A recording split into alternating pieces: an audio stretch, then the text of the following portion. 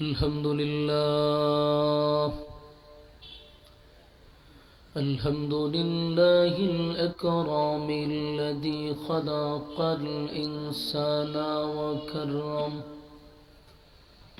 وعلمه من البيان ما لم يعلم فسبحان الذي لا يحصى امتنانه باللسان ولا بالقلم ونشهد أن لا إله إلا الله وحده لا شريك له وأشهد أن سيدنا وسندنا وحبيبنا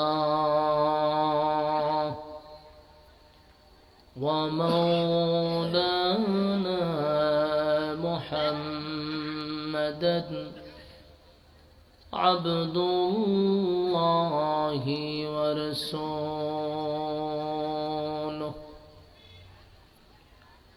أرسله بالحق بشيرا ونذيرا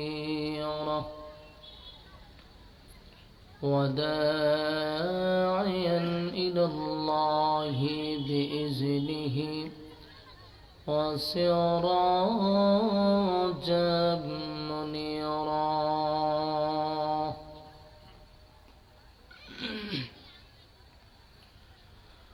أما بعد فأعوذ بالله من الشيطان الرجيم بسم الله الرحمن الرحيم قل هو الله أحد الله الصمد لم يلد ولم يولد ولم يكن له كفوا أحد صدق الله العظيم درود شريف পড়েন اللهم صل على محمد وعلى آل محمد كما صليت على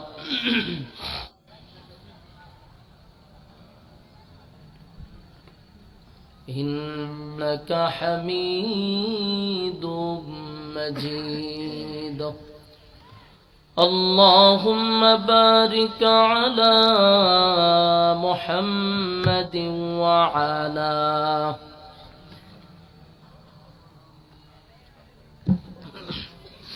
كما صليت على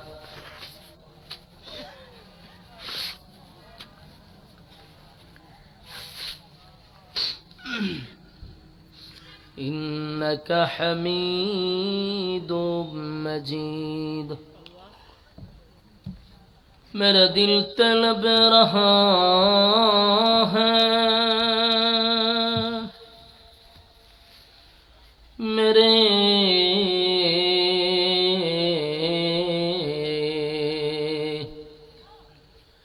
जले रहा है सीना ए दवा वही मिलेंगे मुझे ले चलो मदीना बना गल्ला পরিবর্তন নাই তোমরা حسنت جميع خصاله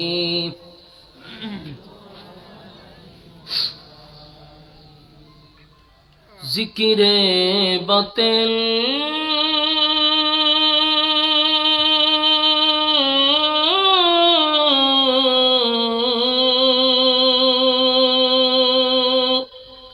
को हटा दे दिल से रबे जिक्र में तेरे लगा दे रोज शाब ला इलाहा रिबा बुड़ान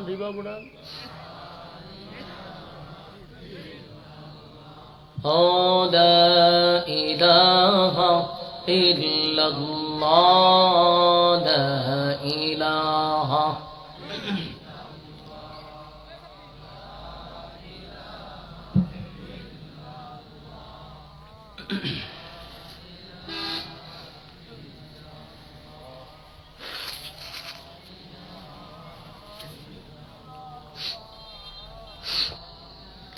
لا إله إلا الله محمد رسول الله صلى الله عليه وسلم الحمد لله জগন্নাথপুর লোদরপুর তাফসীরুল কোরআন মাহফিল প্রায় 19তম আজকের মাহফিলের সম্মানিত যিনি সভাপতি হযরত মাওলানা ইয়াহিয়া আহমদ সাহেব, হযরত মাওলানা আব্দুল মান্নান সাহেব দামাত বরকাতুহুম, হাফেজ মাওলানা আমিরুল ইসলাম সাহেব, হযরত মাওলানা মাহমুদুর রহমান সাহেব সহ জনাব সিদ্দিক আহমদ সাহেব, এছাড়াও আজকের মাহফিলের বাংলাদেশের জনপ্রিয় আলোচকরা ইনশাআল্লাহ আলোচনা করবেন, আলোচনা করছেন। আমি আপনাদের সামনে অসুস্থ শরীর নিয়ে উপস্থিত হয়েছি। আল্লাহ রাব্বুল আলামিন যেন আপনাদের সামনে কথাগুলি বলার, আপনাদেরকে শ্রবণ করার তৌফিক দান করে। আমিন। গুরুত্বপূর্ণ এক মজলিস, ফজিলতপূর্ণ এক মজলিস, আলেমদের সহবতে বসছেন। আমরা শুকরিয়া আদায় করি যে আল্লাহ আমাদেরকে সুস্থ অবস্থায় আসার বসার তৌফিক দান করেছেন। সকলে বলে আলহামদুলিল্লাহ। লক্ষ কোটি দুরুদ এবং সালাম আল্লাহর সৃষ্টির প্রধান আকর্ষণ জনাবে মুহাম্মদুর রাসূলুল্লাহ সাল্লাল্লাহু আলাইহি ওয়াসাল্লামের উপর।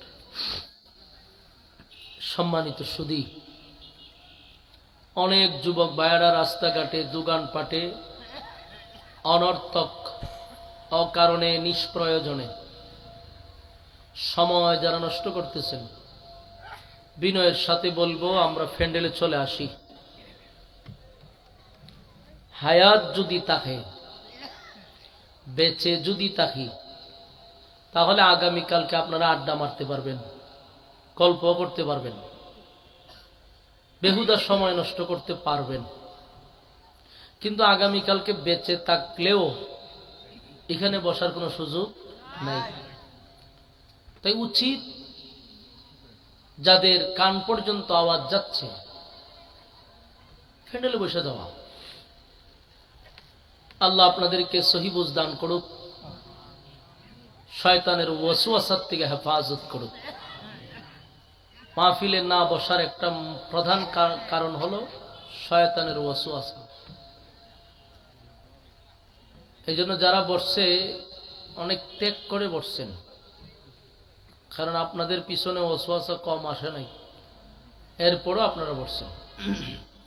যারা আসতে পারতেছে না আর রাস্তাঘাটে ঘোরাফেরা করতেছে, এরা শয়তানের সাথে কুলায় পারতেছে না। শয়তানকে প্রাধান্য দিতে গিয়া সে নিজেই তার জালে ফেসে গেছে। এই জন্য ইবলিসের ফান্দে যারা পড়ছেন, আস্তাগফিরুল্লাহ পড়তে পড়তে চলে আসেন। সম্মানিত সুধী, আমি আপনাদের সামনে পরিচিত একটি সোড়া, আপনাদের মগজতে একটি সোড়া, টোডস্থ একটি সোড়া, যেটা এখানে প্রায় 98% মানুষ মগজত পারেন। সূরাটা জনসাধারণের কাছে, পাবলিকের কাছে কুলফু আল্লাহ নামে পরিচিত। যারা একটু স্টাডি করেন, বুঝেন, সচেতন তাদের কাছে এখলাস নামে পরিচিত। এই সূরার অনেকগুলা নাম আছে, এর মধ্যে একটা নাম হইল সূরায়ে এখলাস, যার আরেকটা নাম আছে সূরাতুত তাওহীদ, আর একটা নাম আছে সূরাতুল মারিফা। এরকম অসংখ্য নাম আল্লাহ রাখছে। তবে এখলাস শব্দের অর্থটা হইল খাঁটি। বলুন, এখলাস শব্দের অর্থ কি? খাঁটি, ভেজাল মুক্ত, নির্ভেজাল। তো খাঁটি কেন রাখা হইল, এটারও কিছু কারণ আছে। এই সূরা নাজিলের পিছনে বহু কারণ আছে এবং এটা ব্যতিক্রম একটা সূরা। গোটা কোরআনের মধ্যে এটা আলাদা একটা সূরা। আলাদা কেন জানেন? প্রতিটা সূরাতে কোনো না কোনো সাবজেক্ট থাকে। যে কোনো সূরাতে ঢুকেন প্রাসঙ্গিক কিছু আলোচনা থাকবেই, কিন্তু গোটা কোরআনের একটা সূরা আছে যেটার মধ্যে প্রাসঙ্গিক কোনো আলোচনাই নেই, একটা সাবজেক্টের উপরে আলোচনা। এবং এই সাবজেক্টটা হলো আল্লাহর শান, মান, মর্যাদা। এই জন্য সূরাটারে বলা হয় শানে এলাহি, আল্লাহর শান, মান, মর্যাদা। তো আল্লাহর শান, মান, মর্যাদা নিয়ে গোটা কোরআনের একটা সূরা যেটা কোনো সাবজেক্ট নেই, এক সাবজেক্টে। এবং নাজিল হইছে কিছু বিতর্কিত প্রশ্নের জবাবে, কিছু উস্কানিমূলক প্রশ্নের জবাবে। আল্লাহর একত্ববাদ, তাওহীদের বিষয় আল্লাহ তুলে ধরছেন। আমি ভাবছিলাম ঠান্ডা বুঝি আমার লাগছে, কিন্তু হগলের কাওয়ানি ব্যাপার, ঘটনা কি তা সব জায়গার তেয়ালে খাস্তা যায়, সর্বনাশ। আমি আজকে 3 দিন ধরে খুব মারাত্মক সমস্যা আছি। এমন ঠান্ডা লাগছে, নাক দুইটা বন্ধ, মুখ দিয়া শ্বাস ছাড়তে হয়, চোখ মুখ নাকে মাকে এগুলো খুব যন্ত্রণা করে। আল্লাহ তাআলা সুস্থ করে দুঃখ, আপনারও দোয়া করেন। এখন ঠান্ডা দেখলাম এখানে আমার মতো আরো রোগী আছে, তখন দিয়ে আবার আরো বেশি বেড়ে গেছে গা। যদি কখন একটু কম তো এরা দিয়ে ইচ্ছা করে কোথা নিতে, ইচ্ছা করে কোথা নিতে যেত না। সম্মানিত সুধী, আসুন আমরা কথাগুলি দিলের কান লাগায় শ্রবণ করি। এই সূরাটাকে বলা হয় শানে এলাহি, আল্লাহর শান, মান, মর্যাদা সম্পর্কে আলোচনা। এই সূরার আর অনেক ফজিলত আছে। গোটা কোরআনের মধ্যে এই সূরাটা ব্যতিক্রম। যে সূরার এত ফজিলত, আমরা যদি সূরাটার 3টা ভাগ করি তাহলে আমরা আলোচনাটা শুনতে বুঝতে সুবিধা হবে। আমরা প্রথম এটার আলোচনা করব কেন আল্লাহ নাজিল করল, নাজিলের কারণটা। 2 নম্বর আমরা আলোচনা করব এটার সরল তর্জমা। 3 নম্বর আমরা আলোচনা করব এর সংক্ষিপ্ত ফজিলত। তাহলে আমরা একটা ক্লাসের মতো আমরা একটা সাবজেক্ট নিয়ে বাড়িতে যেতে পারবো ইনশাআল্লাহ, যদি আমাদের মনোযোগ থাকে। আসুন কেন নাজিল হলো এটা একটু বোঝার চেষ্টা করি। রাসূল আরবি সাল্লাল্লাহু আলাইহি ওয়াসাল্লাম একত্ববাদী খোদার দাওয়াত দিতে যখন শুরু করলো, এর আগেও মক্কাতে আরো কিছু দল ছিল, যেমন দ্বিত্ববাদী, তিত্ববাদী, বহুবাদী। এরা ধর্ম প্রচার করত। ইহুদিরা তারা ধর্ম প্রচার করত। আর বহুবাদী বলতে হইল গিয়ে মূর্তি পূজারী, এদের ধর্ম প্রচার করত। আল্লাহর রাসূল যখন একত্ববাদী খোদার দাওয়াত দেওয়া শুরু করছে, এরা কাউন্টার দিল। আল্লাহ রাসূলের কাছে এসে বলল যে আমরা তোমার জন্মের আগ থেকে ধর্ম প্রচার করতেছি, তোমার কি দরকার আছে নতুন করে ধর্ম প্রচার করার? আর তুমি যে আল্লাহর দাওয়াত দিতেছ, আমরা তো সেই আল্লাহরই দাওয়াত দিই, তো মাঝখানে দ্বন্দ্ব ফাটল হওয়ার কি দরকার? আচ্ছা কোন তো দেখি, ইহুদিরা আমরা যে আল্লাহরে আল্লাহ বলি তারাও কি সেই আল্লাহরে আল্লাহ বলে? খ্রিস্টানরা আমরা যে আল্লাহরে আল্লাহ বলি তারাও কি সেই আল্লাহরে আল্লাহ বলে? বলে। এরা আমরা আল্লাহরে আল্লাহই করে। মূর্তি পূজারীরাও আমাদের আল্লাহকে আল্লাহই বলে। বলার মধ্যে ঠিক আছে, কিন্তু মানার মধ্যে ঠিক নেই। এদের আল্লাহ বলা আর আমাদের আল্লাহ বলার মধ্যে উল্লেখযোগ্য বেশ কম আছে। যখন আপনারা এলাকাতে যদি হিন্দু থাকে তাহলে আপনারা দেখবেন, যেন আমার গ্রামও হিন্দু আছে, আমি মাঝে মধ্যে হিন্দুদেরকে জিগাই, দাদা কেমন আছেন? উত্তর দেয় উপরআল্লাহ ভালো রাখছে। ওই আদাম না দেখায় উপরআল্লাহ ভালো আছে, তার মানে আমরা আল্লাহর কথাই কয় নাকি? আল্লাহ বলে ঠিক, এরও আল্লাহরে আল্লাহই কয়, কিন্তু বেশ কম, উল্লেখযোগ্য বেশ কম। এই বেশ কমটাই আপনাদের সামনে আমি বলার চেষ্টা করব। এরা আইসে রাসূলের কাছে, আয়সা বলতেছে, তুমি যে আল্লাহর দাওয়াত দেও আমরা তো সেই আল্লাহরই দাওয়াত দেই, তো মাঝখানে দ্বন্দ্ব কি দরকার? আল্লাহ রাসূল তাদেরকে স্পষ্ট বললেন যে আপনাদের আল্লাহ বলার, মুমিনের আল্লাহ বলার মধ্যে বেশ কম আছে। বেশ কম কি? বলে বেশ কম হইলে আপনারা তো আল্লাহরে আল্লাহ মানেন ঠিক, বলেন ঠিক, আল্লাহকে আল্লাহ বলেন, মানেন না, বলেন ঠিক, কিন্তু আপনাদের মানার মধ্যে বেশ কম আছে। বেশ কমটা কি? বলে আমরা আল্লাহকে আল্লাহ বলি এক, অদ্বিতীয় হিসাবে। বলেন মুমিনের আল্লাহ বলা, আমাদের আল্লাহ কতজন? বিশ্বাস করি কতজন? আমরা ইয়াকিন আর বিশ্বাস হলো আমাদের মালিক এক, অদ্বিতীয়, ওনার সাথী নাই, সঙ্গী নাই, ইলাহ নাই। কথা বুঝেননি? কিন্তু হিন্দু বলেন, খ্রিস্টান বলেন আর ইহুদি বলেন, এরা আল্লাহকে এক, অদ্বিতীয় হিসাবে বিশ্বাস করে না। খ্রিস্টানরা বিশ্বাস করে এদের খোদা 3 জন, ইহুদিরা মনে করে 2 জন, আর মূর্তি পূজারীদের খোদার কোনো হিসাবই নেই। এরা রাস্তা দিয়ে বড় একটা বট গাছ দেখলে এটার নিচে গিয়ে হতান সেজদা মেরে দেয়, এইটাও এর একটা খোদা। কতক্ষণ গিয়া যদি তুলসী গাছ একটা আছে শুরু, এটার একটা সেজদা মারে যে এটাও একটা খোদা। এরপরে যারও খোদা আছে, এটার কোনো হিসাব নাই। কিন্তু মুমিনের আল্লাহ বলার, বিশ্বাস করার একটাই কথা হলো যে আমরা এক, অদ্বিতীয় হিসাবে বিশ্বাস করি। তখন তারা কইল যে আমরা তো আল্লাহ বলি ঠিক, আমাদের আল্লাহ বলাটা ঠিক আছে, কিন্তু মানার মধ্যে এরা মনে করে যে আল্লাহ একজন আছে, আর আমরা যেগুলারে ভক্তি করি, যেগুলার কাছে চাই রইল ওই উপর আল্লাহর সাথী সঙ্গী। আপনার এলাকাত নাউজুবিল্লাহ থাকলে হইতে পারেন, আসেনি? থাকলে হইবেন।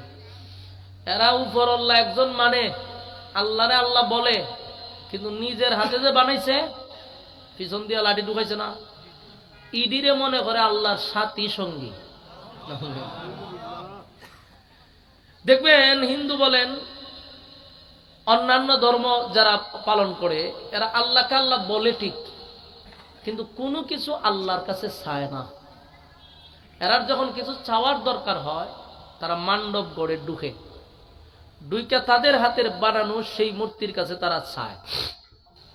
কালীমার কাছে চায়, সরস্বতী মার কাছে চায়, অমুক মা তমুক মার কাছে চায়, কিন্তু আমরা চাই কার কাছে?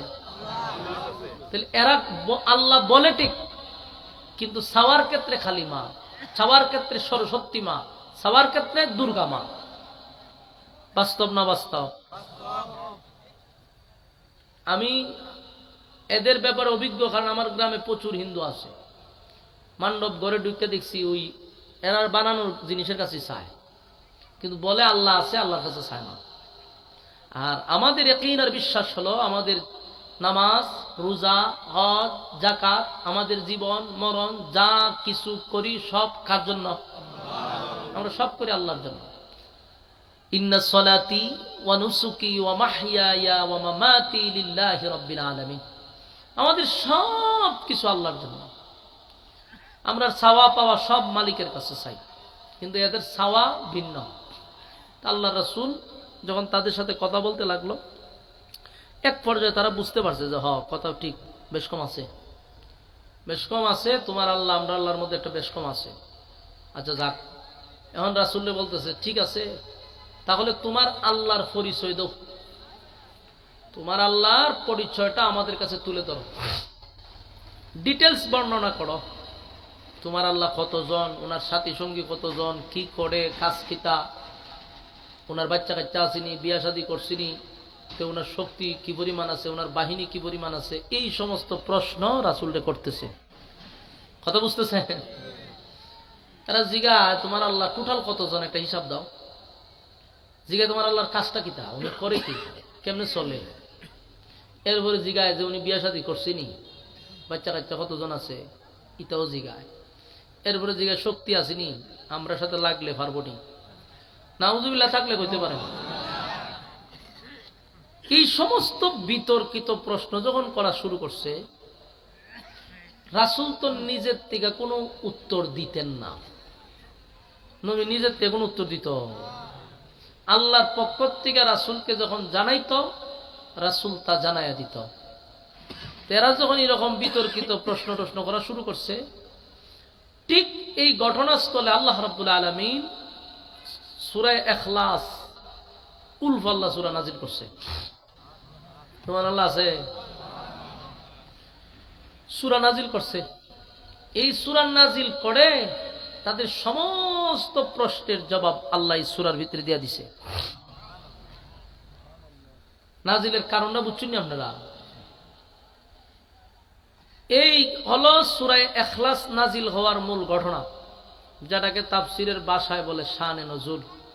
আপনারা শানে নজুল অনেকে না বোঝার কারণে এই জন্য আমি এটার প্রেক্ষাপট বুঝাই দিলাম যে কোন অবস্থার পরিপ্রেক্ষিতে কোন ঘটনাস্থলে নাজিল হইছে। তো সম্মানিত সুধী, আমরা 3 ভাগের আলোচনায় 1 ভাগ আলোচনা করছি, আর রয়েছে 2 ভাগ, ঠিক না? আসুন এখন আল্লাহ কি বলছে আমরা এর সরল তর্জমাগুলি করি। তখন আল্লাহ সূরা নাজিল করে বলেন, কুল হুয়াল্লাহু আহাদ আল্লাহুস সামাদ লাম ইয়ালিদ ওয়া লাম ইউলাদ ওয়া লাম ইয়াকুল লাহু কুফুয়ান আহাদ। আল্লাহ রাব্বুল আলামিন বলেন, কুল হুয়াল্লাহু আহাদ, নবী আপনি বলুন আমি আল্লাহ একক। তারা যখন জানতে চায় আপনার মালিক কতজন, আপনার আল্লাহ কতজন সাথী সঙ্গী আসেনি, টোটাল সংখ্যা কত, রব্বে কারীম বলেন কুল হুয়াল্লাহু আহাদ, নবী আপনি বলুন আমি আল্লাহ একক। আমি আল্লাহর কোনো সাথী নাই, সঙ্গী নাই, কোনো ইলাহ নাই। আমাদের ইয়াকিন আর বিশ্বাস হলো আমাদের মালিক কয়জন? আরো জোরে, লা ইলাহা ইল্লাল্লাহ, লা ইলাহা ইল্লাল্লাহ, লা ইলাহা ইল্লাল্লাহ। নেই কোন মাবুদ আল্লাহ ছাড়া, নেই কোন মাবুদ আল্লাহ ছাড়া, এক খোদার পর 2 খোদায়ার 3 খোদা মোরা কিছু মানি না। বলো লা ইলাহা ইল্লাল্লাহ, লা ইলাহা ইল্লাল্লাহ, জোড়ে লা ইলাহা ইল্লাল্লাহ, লা ইলাহা। নেই কোনো মাবুদ আল্লাহ ছাড়া, আল্লাহ ছাড়া কোনো মাবুদ নাই, কোনো ইলাহ নাই। এটা আমাদের ইয়াকিন আর বিশ্বাস, এটা আমাদের ঈমান। আল্লাহ বলেন নবী আপনি বলুন আমি আল্লাহ এক, অদ্বিতীয়, আমার কোনো সাথী নাই, আমার কোনো সঙ্গী নাই। খ্রিস্টানরা মনে করে তাদের খোদা 3 জন রে। আল্লাহ কইল বড়, আর আল্লাহর বউ হইল মরিয়ম, ছেলে হইল ঈসা পয়গম্বর। এই হলো তাদের আকীদা। এই জন্যই তারা জিগায় আমার নবীর বাচ্চা কাচ্চা আসেনি, আমার আল্লাহর সাথী সঙ্গী কয়জন? আল্লাহ কয় স্পষ্ট জানায়া দেন, কুল হুয়াল্লাহু আহাদ, নবী আপনি বলুন আমি আল্লাহ এক, আমার কোনো সাথী নাই, সঙ্গী নাই। তাহলে তাদের প্রথম প্রশ্নের জবাব আমার আল্লাহ নবীর মাধ্যমে দিয়া দিল। তারা জানতে চাইল আমার আল্লাহর সংখ্যা কতজন। মালিক কয় আমি এক, অদ্বিতীয়, আমার কোনো সাথী নাই, সঙ্গী নাই, ইলাহ নাই। আল্লাহ রাব্বুল আলামিন বলেন, বন্ধু জানায়া দেন। দ্বিতীয় প্রশ্ন তারা করলো আপনার আল্লাহ কি করে, কেমনে চলে, চলে কেমনে? আল্লাহ কয় আল্লাহুস সামাদ। আমি আল্লাহ কারো মোকাবেক্ষী না, আমি কারো উপর ডিপেন্ড করি না, আমি কারো ডিপেন্ড করি না। কুল কায়নাত আমার উপর নির্ভর করে। বলুন আল্লাহ কি কারো উপর নির্ভর না? কুল কায়নাত আমার মালিকের উপর নির্ভর করে রে। আমার মালিক আমাদেরকে রিজিক দেয়, এটা আমাদের ইয়াকিন আর বিশ্বাস। আমাদের রিজিক দেওয়ার মালিক কে? আমাদের ব্যবসায় বরকত দেওয়ার মালিক কে? সন্তান দেওয়ার মালিক বাবা শাহজালাল বাবা, শাহভরান, মুডাফির, সিকনফির। সন্তান চাইবেন কার কাছে? ঠিক কেন বাবার দান কাকে রে? আচ্ছা কোন দান মানছে দে মাজারে গিয়া ফুট চায়, সন্তান চায়। বাবাই যদি সব সন্তান দিয়া থাকে, গুরু ছাগলই সন্তান পাইল গো? কোন গুরু ছাগল মাজারে যাইতে তো গিয়া দেখছি না বক্তি দিতে। গুরু ছাগলে কি মাজারে গিয়া কয় যে আমার একটা সন্তান দেন? এরা দি ৩-৪টা একসাথে বের করে লায়। হ্যাঁ, ছাগলে দেলায় ৩-৪টা। বাবার আশীর্বাদ ছাড়া ওই। আর তুই মানুষ হইয়া বাবার দ্বারা তার সন্তান দিবার লেগিয়া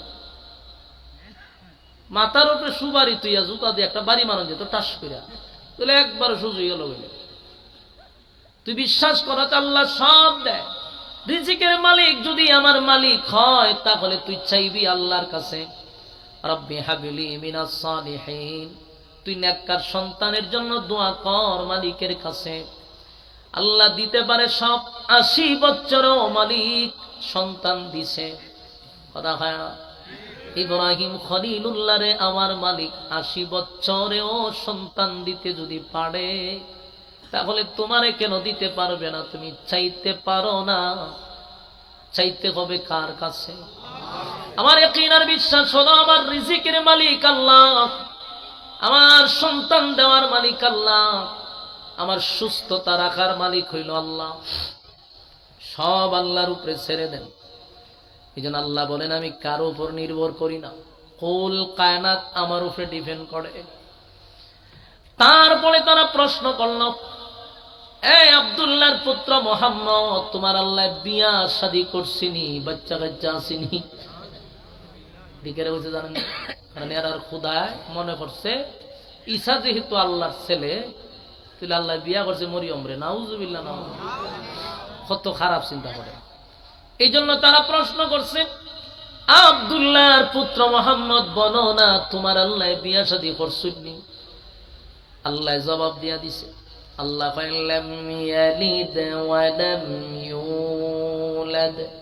আমি আল্লাহ কারো কাছ থেকে জন্ম নেই নাই, আমি আল্লাহ কাউরে জন্ম দেই নাই। সুবহানাল্লাহ। আমার মালিক কারো কাছ থেকে জন্ম নেই নাই গো। আমার মালিক কাউরে জন্ম দেও নাই। আমার মালিকের শুরুও নাই, আমার মালিকের শেষও নাই। বলুন মালিকের কি ঘুম আছে? ক্লান্তি আছে? মরণ আছে? মাঝে মধ্যে মালিক এক্সট্রা সময় একটু রেস্ট নেয়। হ্যাঁ, আল্লাহু লা ইলাহা ইল্লাহু আল হাইয়ুল কাইয়্যুম লা তাখুযুহু সিনাতুন ওয়ালা নাওম। আল্লাহ বলেন আমার মরণ নাই, আমি চিরঞ্জীব।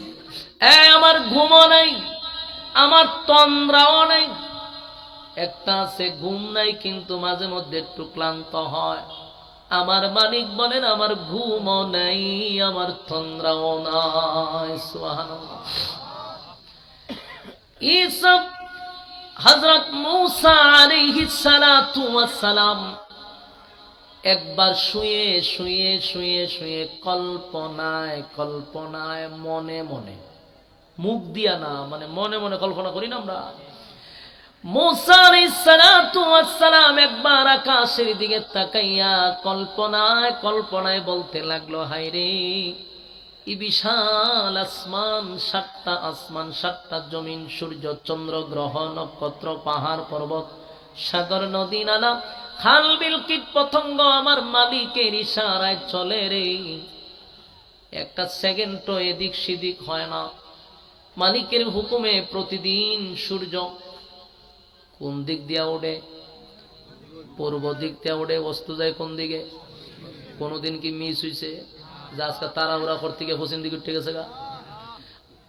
মুসা আলাইহিস সালাতু ওয়াস সালাম বলেন, এত সুন্দর করে প্রতিদিন এত সুন্দর করে সময়ের সাথে সে ডিউটি পালন করে যাচ্ছে, সব ডিসিপ্লিন খুব সুন্দর, মালিকের অর্ডারে সব চলতেছে। মালিকের কি একটু ক্লান্ত লাগে না? আমার আল্লাহর কি একটু ক্লান্ত লাগে না? উনি কি রেস্ট নেয় না? এই কথাগুলি মুসা নবী এমনিতেই মনে মনে ভাবতেছে আর আকাশের দিকে তাকায় আছে। এটা ওনার মনের কথা, এটা কিন্তু মুখের কথা না। ছোটবেলা আমরাও চিন্তা করছি, আমার এখনো স্মরণ আছে। আমরা ছোটবেলা কইতো, আমি কইতো উপরে কে আল্লাহ তাকে, আমি চিন্তা করতাম যে তু সাত কেমনি উঠলো, লামে কেমনি, এটা মনে মনে আমরাও চিন্তা করছি। তখন চিন্তা করতাম যে কেমনি উঠলো।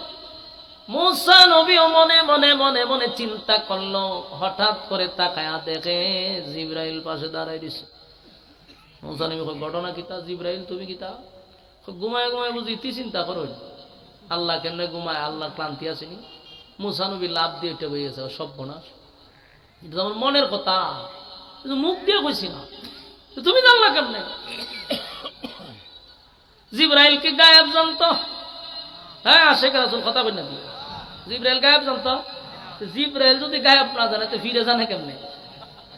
ওই যে আগে একবার একটা কথা বললাম না, মাথার উপরে কিতা রাখন সুবার, এরপরে কিতাতে বাড়ি দেওয়া মাইরা দিবেন। জিবরাইল আল্লাহর একমাত্র পিএস, হ্যাঁ, সমস্ত দায়িত্ব জিবরাইল পালন করতেছে। জিবরাইল গায়েব জানে না, আর জড়ায় লেনটা গায়েব জানে না। জিবরাইল আলাইহিস সালাতু ওয়াস সালাম বলেন, জানার ক্ষমতা আমার নাই, তোমার মনের মধ্যে কি হয় এটা আমি জিবরাইল জানার ক্ষমতা নাই। যিনি জানেন তিনি আমারে জানাইছেন। সুবহানাল্লাহ। জিবরাইল কয়ে, মুসা পয়গম্বর ঘুমায়া ঘুমায়া বুঝিতে চিন্তা করে। জিবরাইল সব বনায় মনের কথা, মনে মনে ভাইপতি শান্তি নাই। হয়তো কি ঘটনা ঘটলো, কি তুমি আইলা রে? আল্লাহ আপনারে পানিশমেন্ট দিবে।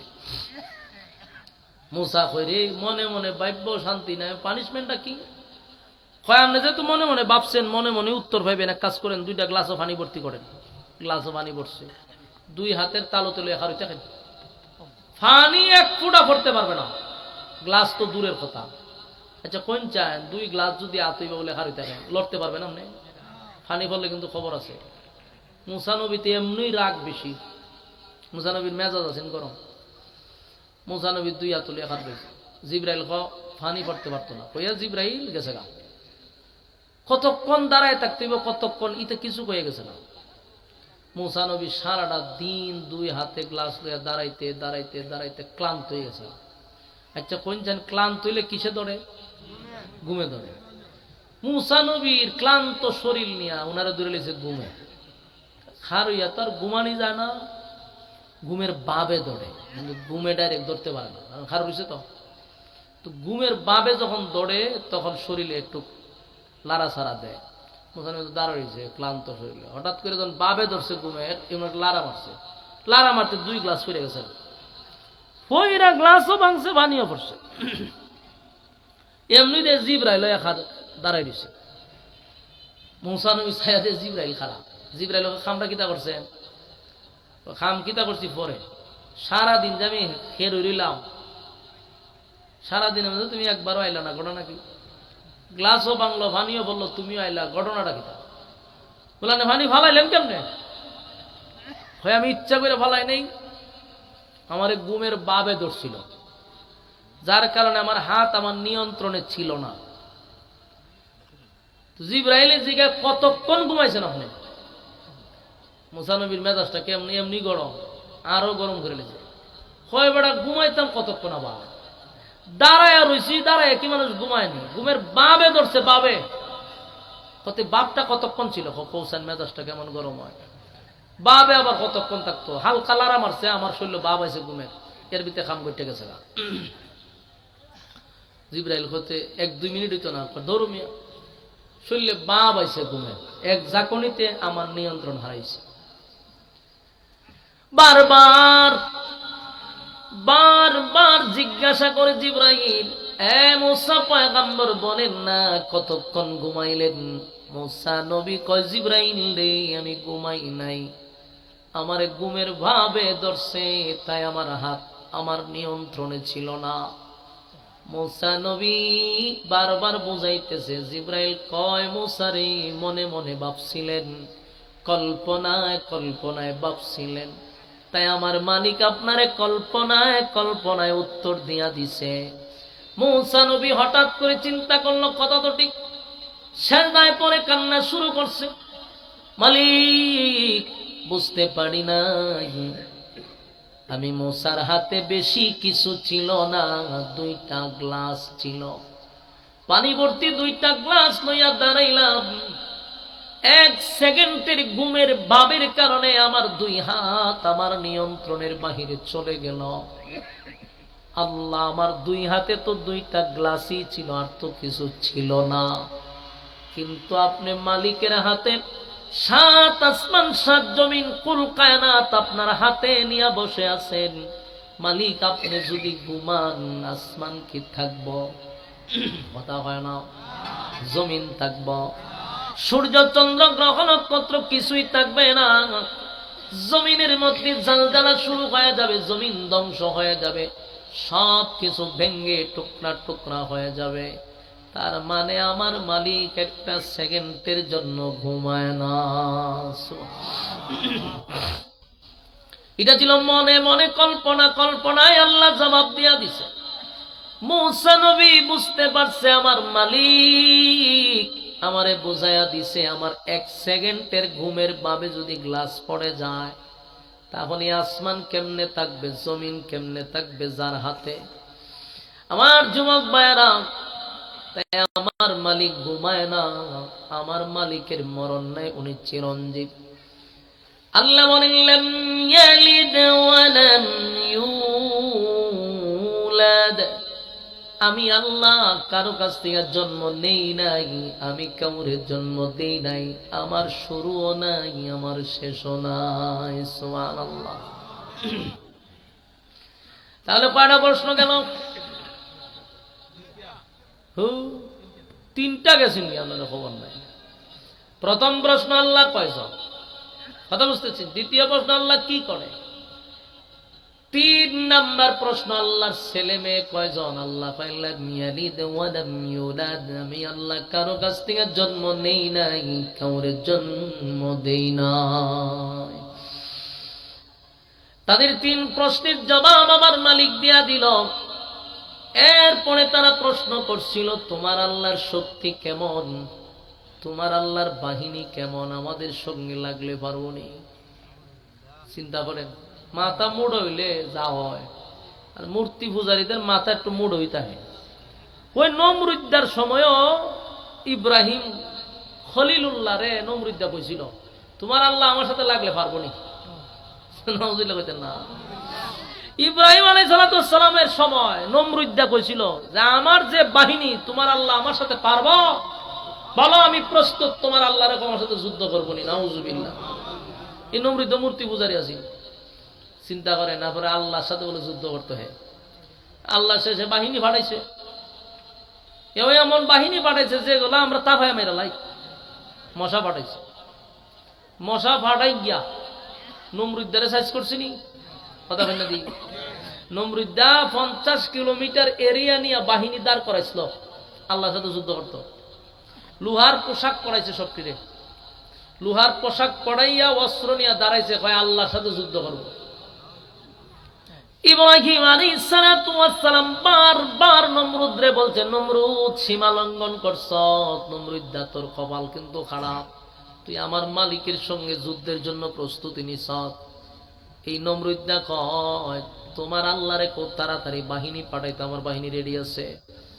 চিন্তা করছেন, আল্লাহ বারবার নমরুদরে ছাড় দিছে, কিন্তু নমরুদ্দা ছাড় পাই আল্লাহর নাফরমানি বেশি করছে। তাই একটা সময় আমার মালিক কয়, নমরুদ্দারে সাইজ করতে গিয়ে আমার কামান বিমান লাগব, কথা হইনা দি, বড় কোনো বাহিনী পাঠানোর দরকার আছে। আল্লাহ এমন এক বাহিনী পাঠাইল যেগুলা হইল মশার বাহিনী। শা শা করে বাহিনী যখন নিচের দিকে নামছে, হাজার হাজার বাহিনী নমরুদের লোহার পোশাক পরে দাঁড়ায় আছে। এগুলো আই আই এক একটা বাহিনীর ভিতরে ঢুকছে। এরা মনে করছে যে মশা তো তা হয় আমি এলাম, কিন্তু এটি যে আমরা যে মশা, এই মশা না, এটি তো রক্ত খায়। আর এটি ডিল মিশিং এর মতো, সুই ঢুকায় ডিল করে করে ভিতরে বাড়ি যাবে, যেখানটা ঢুকে ওখানটা বাড়ি জায়গা বাইরিয়া। সাল নিছিলেন নি, চাউল দে দয় কিতা কইন আপনারা, সালইন সালইন কইন, ওই সালইনের মতো চাউল লাইয়া লাইছে এক একটারে দইরা। মিনিটও লাগছে না, হাজার হাজার বাহিনীরে কয়েক 1 মিনিটের ভিতরে আল্লাহ হুতাইয়া দিছে।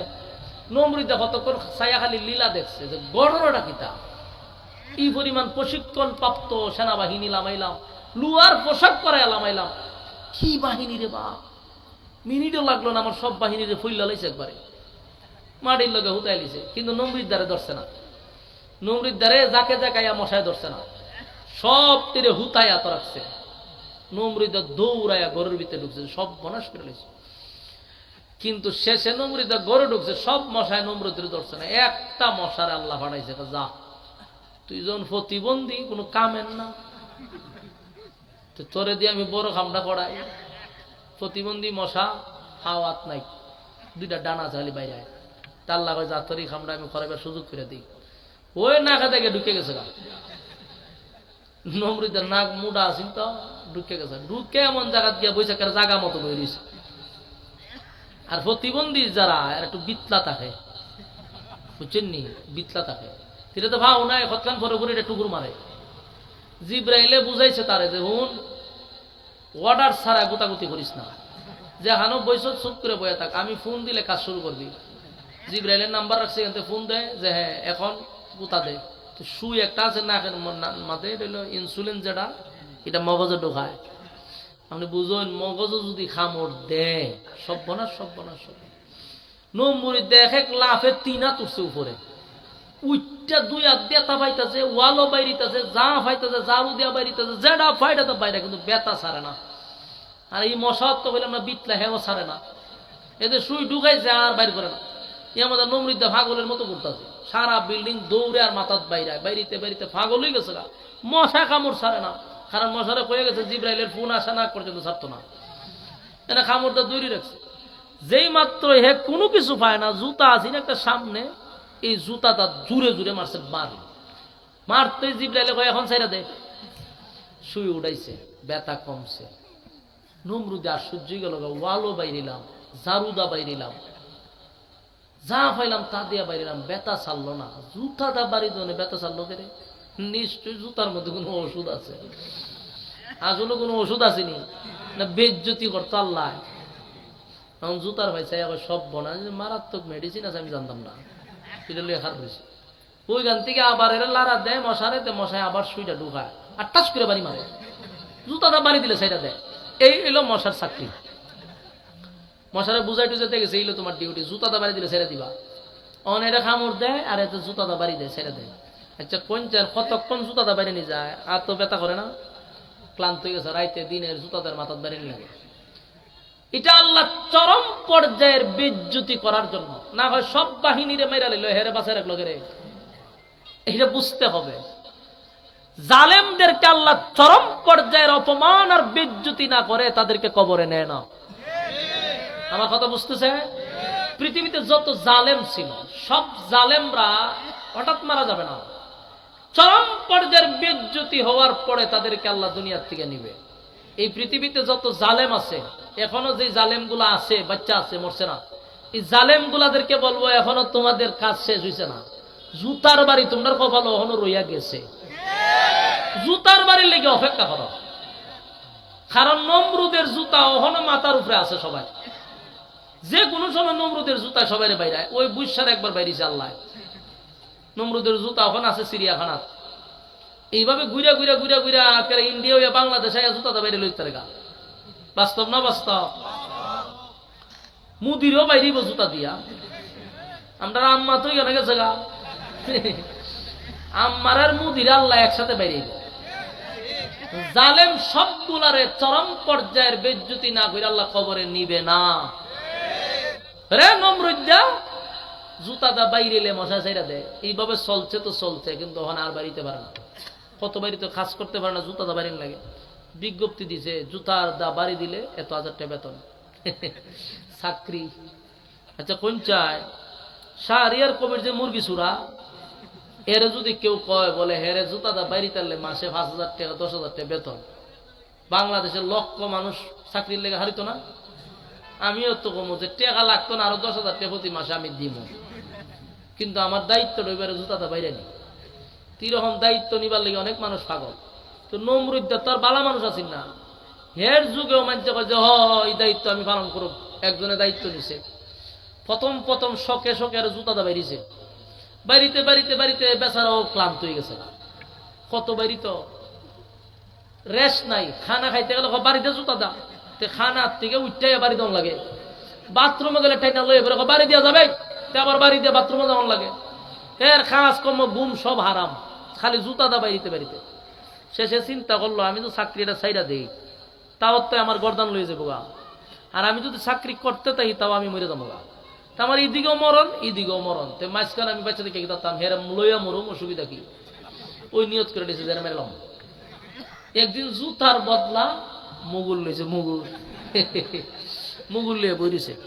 নমরুদ দেখো বাড়ি দে, যে কইছে বাড়িতে জুতা তো হের শরীরে যত শক্তি আছে, মাঝ বরাবর একটা বাড়ি মারছে, নমরুদ্দার মাথা বাগ হয়ে যায়।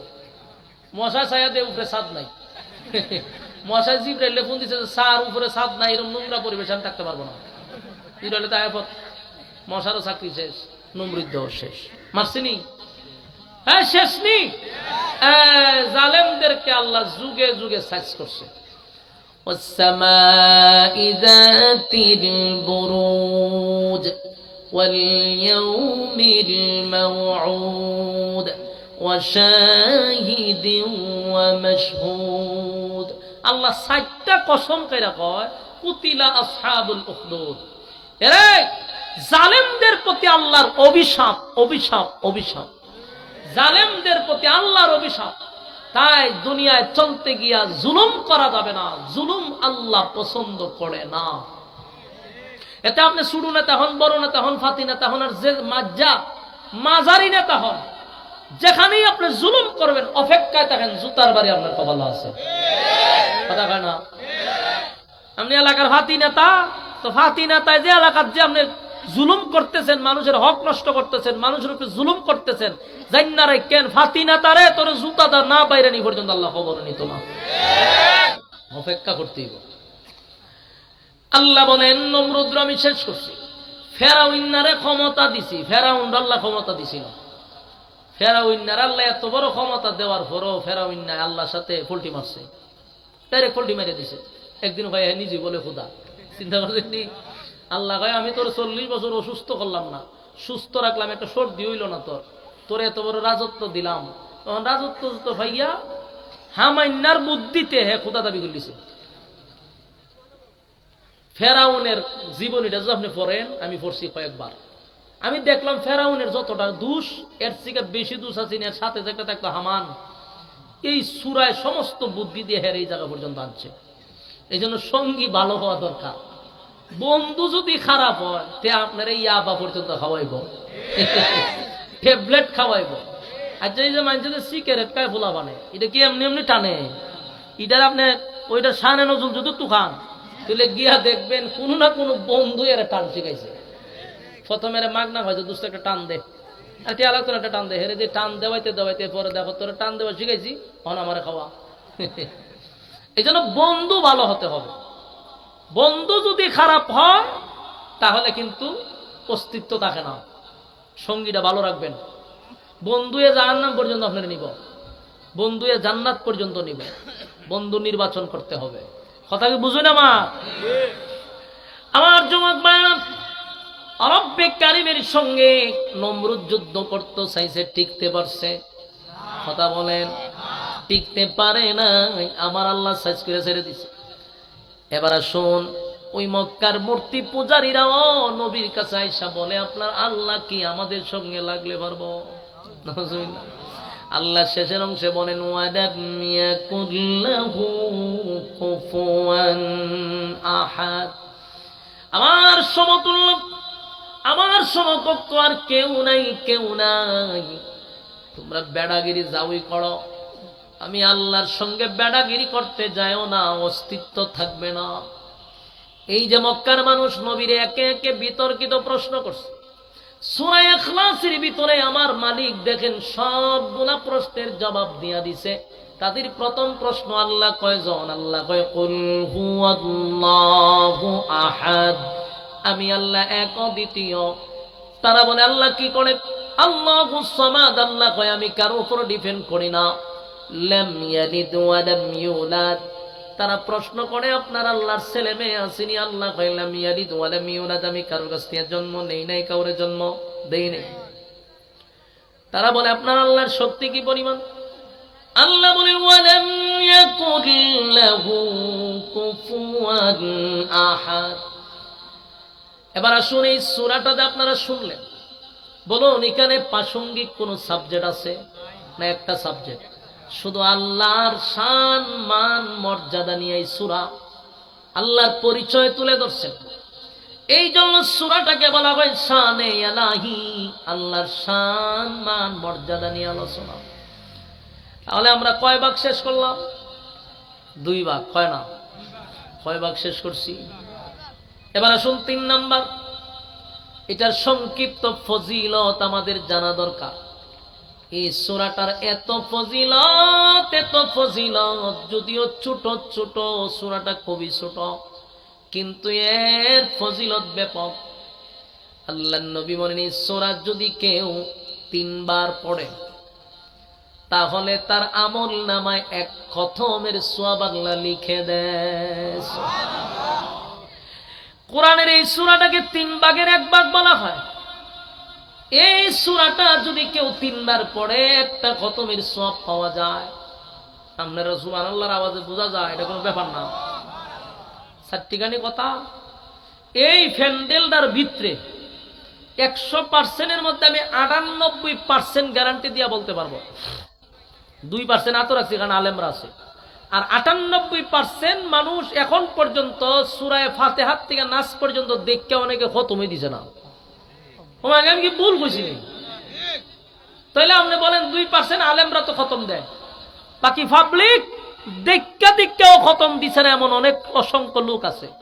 আমার প্রশ্ন হইল, কোরআন নাজিল হইল আমার নবীর উপরে, আমরা উম্মতি মুহাম্মদী, এই কোরআন আমাদের মধ্যে নাজিল হয়েছে। হাসরের মাঠে যখন আল্লাহ রাসূলের হাতে উম্মতের আমলনামা দিব, উম্মতের আমলনামা রাসূলের হাতে দিবে। রাসূল যখন দেখব উম্মতের আমলনামা একটা কোরআনের খতমও নাই, এই লজ্জাই শরম রাখবো কোথায়? আমার কথা কি বুঝতেছেন আপনারা? নবী যখন দেখবা হারে উম্মত তোরা আমলনামা যে একটা খতমও নাই কোরআনে, কোরআন নাজিল হইছে যে আমার উপরে, তোরা যে আমার উম্মত কোরআনের খতম কও, কোথায় রাখবেন এই লজ্জা? কিয়ামতের কঠিন ময়দানে মালিক তার উম্মতের আমলনামা আমার নবীর হাতে দেওয়া হবে। বন্ধু, আপনার উম্মতের আমলনামা আপনি নিজে দেখবেন। নবী দেখবে আর বলবে, হায় আফসোস, এই কোরআনের জন্য আমি দান বাংলাম, কোরআনের জন্য রক্ত জড়াইলাম, আর আমার উম্মতের একটা কোরআনের খতম দিতে পারল না। আমার যুবক ভাইরা, কিয়ামতের ময়দানে কোরআনের খতম না লইয়া উঠলে বলুন এই লজ্জা কোথায় রাখব? তাই আমাদের একটা সুযোগ আছে, সুযোগটা হলো সূরা ইখলাস। যদি কেউ 1 বার পড়ে 10 পারার সওয়াব আমলনামায় দেওয়া হয়। 2 বার পড়লে 20 পারার সওয়াব দেওয়া হয়। 3 বার পড়লে একটা খতমের সওয়াব আল্লাহ আমলনামায় ঢুকায়া দেয়। এই সুযোগকে হাতছাড়া করা দেব? কথা কইন না। সূরা ইখলাস এমন একটি সূরা, কেউ যদি এটা 10 বার দৈনিক 10 বার পড়ে, আমার আল্লাহর নবী বলেন 10 বার যদি কেউ পড়ে রে, জান্নাতে তার জন্য একটা বালাখানা তৈরি করা হয়। আর এই সূরাটা যদি কেউ মহব্বত নিয়ে পড়ে, রেগুলার আমল করতে থাকে, প্রতিদিন আমল করে আর মহব্বত করে সূরাটাকে, আল্লাহর নবী বলেন জান্নাত তার জন্য ওয়াজিব। সুবহানাল্লাহ। এই সূরা সাধারণ কোন সূরা না। আমার যুবক ভাইরা, প্রতিদিন যদি আমরা 3 বার পড়ি, আপনারা কি আমার সঙ্গে পড়তে রাজি আছেন? তাহলে পড়ুন কুল হুয়াল্লাহু আহাদ আল্লাহুস সামাদ লাম ইয়ালিদ ওয়া লাম ইউলাদ ওয়া লাম ইয়াকুল লাহু কুফুয়ান আহাদ। এই মুহূর্তে প্রত্যেকের আমল নামায় আমার মালিক 10 পারার সওয়াব ঢুকায়া দিছে।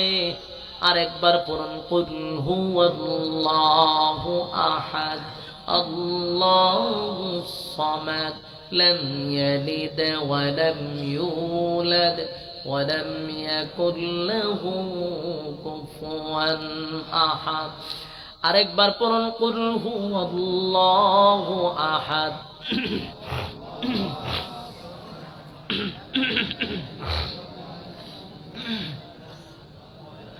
ওয়ালাম ইয়াকুল লাহু কুফুয়ান আহাদ। এই মুহূর্তে আমার সঙ্গে যারা পড়লেন, মাইকের আওয়াজ যত দূরে যায় গো, তারাও যদি আমার সঙ্গে পড়ে থাকে, আল্লাহর কসম প্রত্যেকের আমল নামায় এই মুহূর্তে একটা করে কোরআনের খতমের সওয়াব আছে। চিৎকার দিয়া কোন সুবহান। সচরাচর আমরা মাহফিলে গেলে, বাড়িতে যাওয়ার সময় এক খতম কোরআনের সওয়াব নিয়ে যেতে পারি না। মাহফিলে বসলে পরে আমরা সচরাচর নেকি নিয়ে যাইতে পারি না। অধিকাংশ মাহফিল গুলাতে এখন হয় বিভিন্ন যাত্রা পালার মতো, বিভিন্ন সমালোচনা গীবদে আমরা পুরা মাহফিলটারে ভরপুর করে রাখি। আমরা সচরাচর ইবাদত বন্দেগী নিয়ে বাড়িতে যেতে পারি না। কিন্তু আজকে এখানে বসার কারণে প্রতিটা মুসল্লিদের আমল নামায় একটা করে কোরআনের খতম। সুবহানাল্লাহ। বাড়িতে গিয়া এই এলাকার মুর্দা গানের কবরে যেন আল্লাহ সওয়াব পৌঁছায়া দেয়। সকলে কোন আমিন। আমার যুবক ভাইরা, এখানে শেষ নয়। সূরা ইখলাস যদি কেউ তেলাওয়াত করে রে, প্রতিদিন প্রতিদিন প্রতিদিন আমলটা করতেই থাকে, কন্টিনিউ করতে থাকে। আল্লাহর নবী বলেন তার সম্মান আর মর্যাদা আল্লাহ বাড়ায়া দেয়। সুবহানাল্লাহ। এই সম্মান বেড়ে যাবে গো, ইজ্জত আল্লাহ বাড়ায়া দিবে। পয়গম্বর একবার যুদ্ধের ময়দানে গেছে যুদ্ধ করার জন্য, সাহাবায়ে কেরামদেরকে লইয়া নবী যুদ্ধের জন্য প্রস্তুতি নিচ্ছিল। হঠাৎ করে নবী তাকায়া দেখে প্রচন্ড রৌদ্রের মধ্যে অন্ধকার হয়ে গেছে, আকাশটা যেন মেঘাচ্ছন্ন হয়ে গেছে। আল্লাহর নবী আশ্চর্য হইয়া তাকায়া রইল। ঘটনা বুঝলাম না। প্রচন্ড রৌদ্রের মধ্যে মরুভূমিতে কিছু জায়গা, কিছু এরিয়া নিয়ে অন্ধকার হয়ে গেল। এমনি তাকায়া দেখে জিবরাইল আলাইহিস সালাতু ওয়াস সালাম নবীর সামনে দাঁড়ায় আছে। আল্লাহর নবী বলেন, জিবরাইল, প্রচন্ড রৌদ্রের মধ্যে হঠাৎ করে জায়গাটা অন্ধকার হয়ে গেল কেন রে? এমনটা কেন হয়ে গেল? জিবরাইল কয়, হুজুর, অন্ধকার হয় নাই, আকাশটা মেঘাচ্ছন্ন হয় নাই। আমার সঙ্গে এই মুহূর্তে 1,40,000 ফেরেশতা পদার্পণ করছে। আপনার আওয়াজটা ইমানি জজবায় হইল না। আমি কিন্তু শুরু থেকে ফলো করতেছি, আপনার ইমানি জজবা অনেক কম। সুবহানাল্লাহর আওয়াজ বাইর করতে গেলে আপনার গুতায়া বাইর করতে হইছে। যুবক ভাইরা, মরুভূমির মধ্যে নবীর সামনে 1,40,000 ফেরেশতা লইয়া জিবরাইল আলাইহিস সালাতু ওয়াস সালাম নবীর সামনে আগমন করছে। আল্লাহর নবী বলেন, অন্ধকার কেন হইল? জিবরাইল কয়, হুজুর, এই পরিমাণ ফেরেশতা জমিনে নামছে, ফেরেশতাদের কারণে সূর্যের আলো দেখা যায় না। আল্লাহর নবী বলেন, জিবরাইল, মরুভূমির মধ্যে এত ফেরেশতা লইয়া কেন আসলি? জিবরাইল কই, হুজুর, এই মুহূর্তে একটা জানাজা আপনার পড়াইতে হবে, তাই জানাজার মুসল্লি সুদ্ধা লইয়াই পড়ছি। আল্লাহর পক্ষ থেকে ওয়ার্ডার, জানাজাটা আপনি পড়াবেন। আমার নবী বলেন, এই মরুভূমিতে যুদ্ধের ময়দানে কে মারা গেল? বলে, নবী গো, মারা গেছে আপনার একজন সাহাবী, নাম হইল আপনার একজন সাহাবী মুআবিয়া ইবনে মুআবিয়া, দুনিয়ার থেকে বিদায় হয়ে গেছে। নবী কয়, সে তো মারা গেছে মদিনায়। বলে, হ। তা আমি কই, আমি যুদ্ধের ময়দানে 100 কিলোমিটার যদি দূরত্ব হয়, কেমনে রে আমি এখন গিয়া তার জানাজায় বলেন সে ময়দানে। জিব্রাইল কয়, চিন্তার কোনো কারণ নাই, আপনি জানাজা শুরু করেন, প্রস্তুতি নেন। সাহাবায়ে কেরামদেরকে লইয়া আল্লাহর হাবিব জানাজার কাতার বন্দী হইল, কাতার সোজা করল।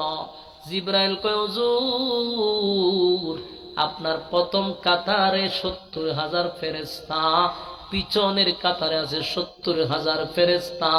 চিৎকার দিয়া কোন সুবহান। আল্লাহর হাবিব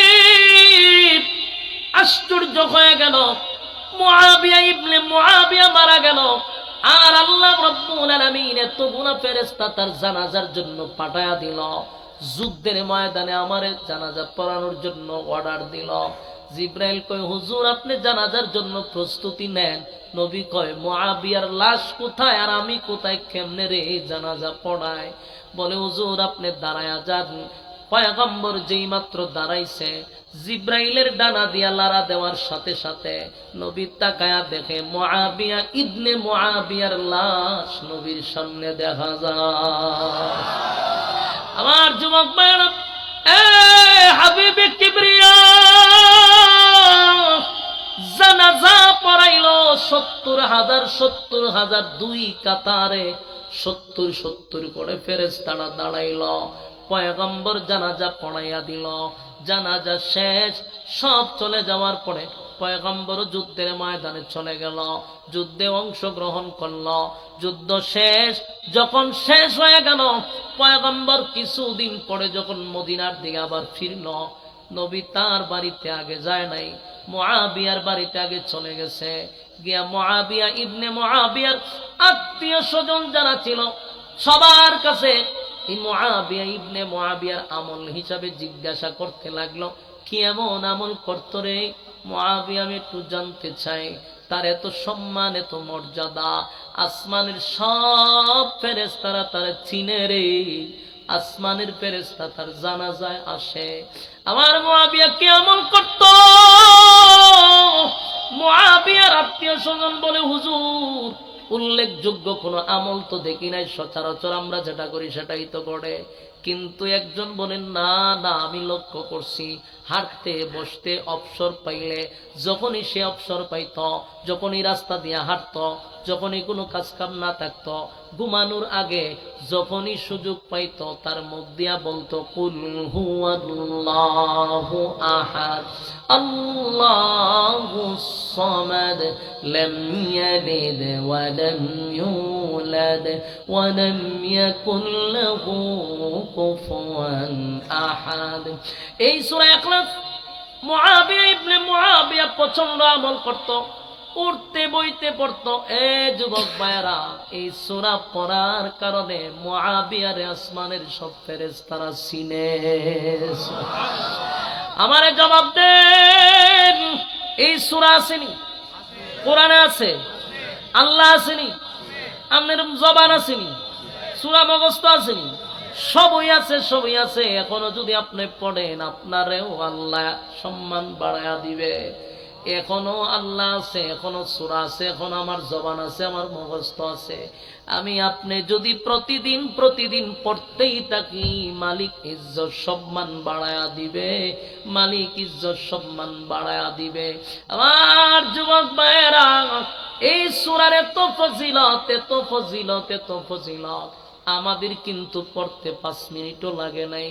3 বার যদি পড়েন প্রতিদিন প্রতিদিন, তাহলে হিসাব করে দেখেন, প্রতিদিন যদি একটা করে খতম হয়, 365 দিনে 365টা খতম। মরার আগ পর্যন্ত যদি পড়তেই থাকি রে, আমার মালিক আমাদের আমল নামায় কত খতম ঢোকায়া দিবে। জোরে কোন সুবহান। যুবক ভাইরা, বলুন তো দেখি সেই আমল করতে আমরা রাজি আছি? কথা হয় না। কারা কারা রাজি? দুইটা হাত তুলনা দেখায়া দি। লিল্লাহে তাকবীর, লিল্লাহে তাকবীর। রাজি আসুননি? এটা কি ফাক্কা নিয়ত করছেন?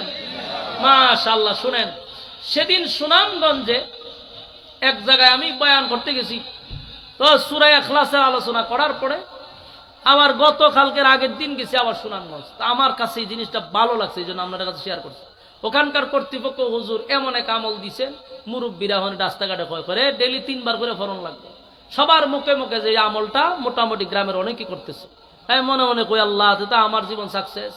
যে আমার একটা ওয়াজ শুনে যদি একজন আমল করে তাহলে বক্তার জীবন সাকসেস। এই যে এতগুলা মানুষ বসছেন, বেশি দরকার নাই, যদি একজন আমল করেন তা আলহামদুলিল্লাহ, কর্তৃপক্ষ সার্থক, আমিও সার্থক। ঠিক কিনা? 3 বার, এটা বেশি কষ্টের কাজ না। আমরা রাস্তা দিয়ে যাইতেছি তো 3 বার পড়লাম। এটা অনেক সময় দেখবেন, যেমন আমরা যে প্রচলিত যে আমলগুলা করি, এটি আমাদের আর কেউ স্মরণ করে দিতে হয় না, অটোমেটিক মুখে দেয় পড়ে। যেমন আমরা নামাজ পড়ে সালাম ফিরে আয়াতুল কুরসি আমল এমনও হয়েছে যে সালাম ফিরাইলে এটা অটোমেটিক মুখ দেবারি যাবে। কথা বুঝতেছেন? এটা আপনার তখন আর কেউ স্মরণ করে দেওয়া লাগবে না। এটা এমন অভ্যাস হয়েছে, সালাম ফিরাইতে দেরি আয়াতুল কুরসি মুখ দিয়ে এমনি বেরিয়ে যাবে। ঠিক সূরা ইখলাসের আমল যখন আপনি করতেই থাকবেন, তখন আপনাকে আর কেউ স্মরণ করাই দিতে হবে না, অটোমেটিক মুখ দিয়ে বেরিয়ে যাবে। তাহলে আপনি যদি অভ্যাসে পরিণত করে নেন, তাহলে দেখেন প্রতিদিন একটা খতম হইলে 365 দিনে 365টা খতম। মরার আগ পর্যন্ত যদি পড়তে থাকেন, কতগুলা কোরআনের খতম নিয়ে আপনি হাসরের মাঠে দাঁড়াবেন। সুবহানাল্লাহ। আল্লাহ আমাদেরকে এটার উপরে আমল করার, মানার, বুঝার তৌফিক দান করুক, সকলে বলে আমিন। সম্মানিত সুধী, আমি আপনাদেরকে একটা দাওয়াত দেওয়া যাই।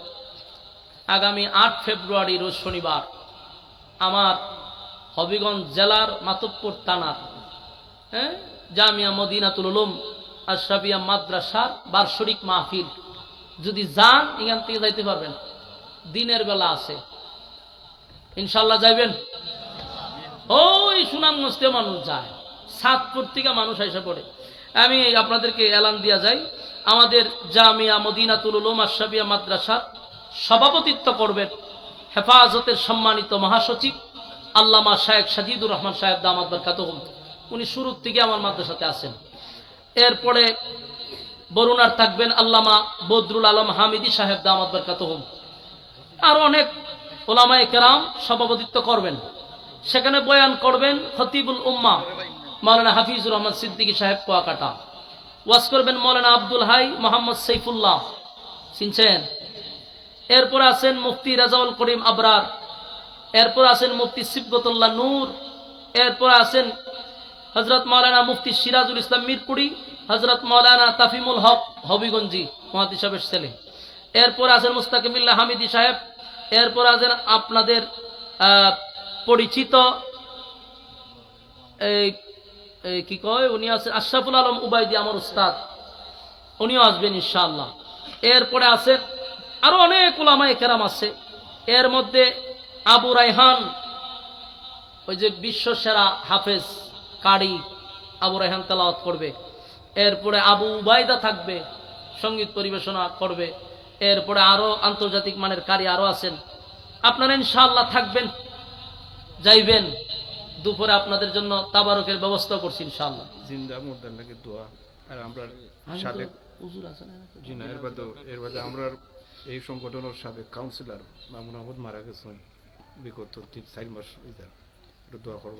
প্রতিষ্ঠাতা সদস্য আমরা দোয়া লাগে। আপনার আজানটা কিছু অসুস্থতা, আমি জ্বর লই আইছি, আমার অসুস্থ দেন, নাক দিয়া পানি টিউবওয়েল বাইরে, শরীরে কুলাইতেছে না। হুজুর আমি অসুস্থ, ওই তো না অসুস্থ, আপনি বুঝতেছেন না তো। আমি ওয়াজ করতে আমার শ্বাস বন্ধ হইতেছে, নাক দুইটা বন্ধ, দুটোটা বন্ধ।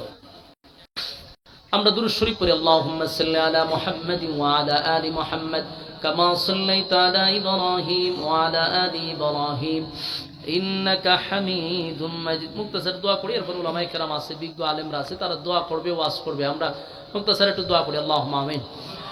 ربنا ظلمنا أنفسنا وإن لم تغفر لنا وترحمنا لنكونن من الخاسرين رب العالمين। আল্লাহ আপনার কুদরতি নজর দিয়া তাকান, সাদা সাদা দাড়িওয়ালা মুরব্বীরা হাত বাড়াইছে, নৌজওয়ান ভাইয়েরা হাত বাড়াইছে, ছোট ছোট মাসুম বাচ্চারা হাত বাড়াইছে, এমনকি জাতির শ্রেষ্ঠ সন্তান হযরত উলামায়ে কেরামরা হাত বাড়াইছে। আমি গুনাহগার, নাগান্দা, নাফরমান, নালায়েক, অযোগ্য আল্লাহ দোয়া নেওয়ার উদ্দেশ্যে দুইটা হাত বাড়াইছি। মেহেরবানি করে আমাদের জীবনের সগীরা কবিরা গুনাহগুলি মাফ করেন। বাকি জিন্দেগি ইহদিনাস সিরাতাল মুস্তাকিম, সঠিক সরল রাস্তার উপরে চলার তৌফিক দেন। যেমনে চললে আপনি খুশি ওইভাবে চলার তৌফিক দেন। বাকি জিন্দেগি আপনার মহব্বতের বান্দা হিসাবে কবুল করেন। শয়তানের ওয়াসওয়াসা থেকে হেফাজত করেন, মানুষের দুশমনির থেকে হেফাজত করেন। আল্লাহ, আমরা যারা হাত বাড়াইলাম এতক্ষণ যা বললাম, যা শুনলাম, বলনেওয়ালা শুননেওয়ালা উভয়কে সহি আমল করার তৌফিক দেন। আল্লাহ, এই মাহফিলের যতগুলা সদস্য আছে, এই সংগঠনের প্রত্যেকটা সদস্যকে আপনি দিনের খাদেম বানায়া দেন। যারা এই মাহফিলটা করতে গিয়া দেশ বিদেশ প্রবাস থেকে যারা টাকা দিয়া, পয়সা দিয়া, বুদ্ধি দিয়া, শ্রম দিয়া, রান্না বান্না করে যে যেমনে পারছে মাহফিলটার জন্য রাত দিন অক্লান্ত পরিশ্রম করছে, রব্বুল আলামিন আল্লাহ, প্রত্যেকের এই দান সদকাকে আপনি কবুল করেন। এই সংগঠনটাকে কিয়ামত পর্যন্ত কবুল করেন।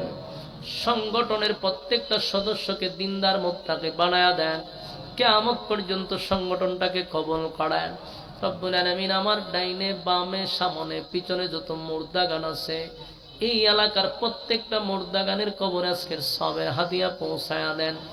আমরা যা বললাম, যা শুনলাম, ভুল ত্রুটি মাফ করে সবের হাদিয়া বিশ্ব নবীর রওজা মুবারকে পৌঁছায়া দেন। আল্লাহ, আমাদের আব্বা আম্মা, দাদা দাদি, নানা নানি, শ্বশুর শাশুড়ি, আত্মীয় স্বজন যারা কবরবাসী, প্রত্যেকের রুহে সব পৌঁছায়া দেন।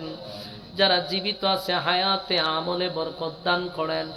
আল্লাহ, শেষ দরখাস্ত, যা বললাম, যা শুনলাম, নবীজির জুতার দুলার বরকতে দুয়ারে কবুল করেন।